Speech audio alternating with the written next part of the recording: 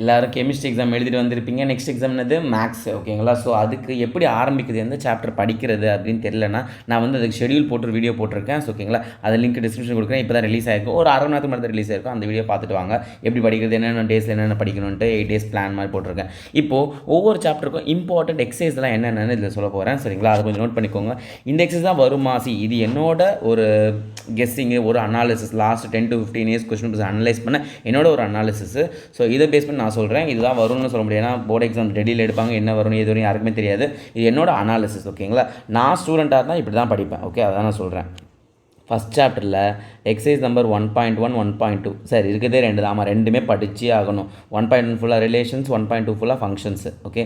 Second chapter ஃபுல்லாகவே படிச்சாகணும். அதுலேயும் especially exercise 2.1, ஓகேங்களா? அப்புறமா வந்து அந்த டொமைன் அண்ட் ரேஞ்ச் கண்டுபிடிக்கிற மாதிரி சம்ஸ், டொமைன் அண்ட் ரேஞ்ச் நம்மளே இது பேஸ் பண்ணி ஒரு வெரித்தனைசேஷன் வீடியோ போட்டிருந்தோம், அது லிங்க் டிஸ்கிரிப்ஷன் கொடுக்குறேன். அந்த சம்ஸ் பார்த்துக்கோங்க சார். 2.2 மிஸ்செல்லனியஸ் பார்க்குறேன், அதெல்லாம் பார்த்துக்கலாம். பட் அது செலக்டிவான ஒரு சில இம்பார்ட்டன்ட் கொஷின்ஸ்லாம் இருக்குது, அதெல்லாம் நான் உங்களுக்கு சொல்கிறேன். இப்போ இந்த கொஷின்ஸ்லாம் பார்த்துக்கோங்க. 2.2 நம்ம டொமைன் ரேஞ்ச் பேஸ் கொஷின்ஸ் தான் பார்த்துக்கோங்க. ஆடிஷன்லாம் இருக்குது, நம்மளும் வீடியோ போட்டிருக்கோம். ஸோ அதை பேஸ் பண்ணி பாருங்கள், வேணும்னா சொல்லுங்கள், நான் நிறைய வீடியோ போடுறேன். நெக்ஸ்ட் 2.2 இந்த சம்ஸ் 8 10 11 13 14 15, அப்புறம் மிஸ்செல்லனியஸ் கொஸ்டின் நம்பர் 1 and 2, அப்புறம் எக்ஸாம்பிள் நம்பர் 6. ஸோ இதெல்லாம் வந்து 2.2 இம்பார்ட்டண்ட்டானது. இதெல்லாம் படிச்சு தான் நீங்கள் அப்புறம் படிக்கணும் மற்றதெல்லாம். ஸோ அப்புறம் இதே மாதிரி எல்லா சாப்டர்ஸுமே எழுதிடுறேன். மொத்தமாக நீங்கள் ஒரு ஸ்க்ரீன்ஷாட் கூட எடுத்து வச்சுக்கோங்க. கரெக்டாக எழுதிடலாமா?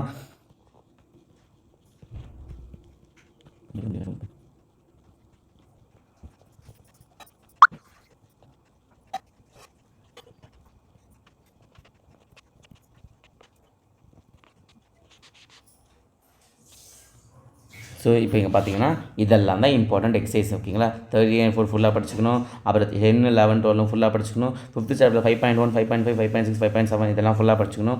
6th சாப்டர் 6.1 6.2 ஃபுல்லாக படிச்சுக்கணும். 6.3ல் இந்த நம்பர்ஸ் பேஸ் பண்ண சம்ஸ் மட்டுமா பாருங்கள். அதாவது நார்மலாக ஒரு ஃபங்க்ஷன் கொடுத்து வேர்ட் ப்ராப்ளம்ஸ் இல்லாமல் நார்மலாக ஒரு ஃபங்க்ஷனை கொடுத்து டிஃபரன்ஷியேட் பண்ணுற மாதிரி, டக்குன்னு வேல்யூ கண்டுபிடி, எக்ஸ் வேல்யூ கண்டுபிடி, டக்குன்னு சால்வ் பண்ணுற மாதிரி வேர்ட் ப்ராப்ளம், அப்ளிகேஷன் ப்ராப்ளம்ஸ் அப்போ தான் பார்த்துக்கோங்க. நெக்ஸ்ட் 7.4 5 6 7 அதெல்லாம் பார்த்துக்கோங்க. இதெல்லாம் தான் இம்பார்ட்டன்ட் எக்ஸசைஸ். சரி, இது படித்தா பாஸ் ஆகலாமா? இந்த எக்ஸசைஸ் எல்லாம் நான் சொன்னதெல்லாம் படிச்சிங்கன்னா பாஸ் மட்டும் இல்லை, கண்டிப்பாக 80க்கு மினிமம் 50 எடுக்கலாம். இதெல்லாம் தான் நீங்கள் ஃபஸ்ட்டு படிக்க வேண்டியது. இதெல்லாம் நீங்கள் விட்டுறவே கூடாது. ஏன்னா ஒரு பாஸ் ஆக கஷ்டப்படுற பையனோ பொண்ணோ ஒருத்தங்க இருக்காங்கன்னா அவங்களாம் நீங்கள் முதல்ல இதுதான் நீங்கள் படிக்கணும். இதுதான் நானாக அதெல்லாம் ட்ரெயின் பண்ணுவேன்.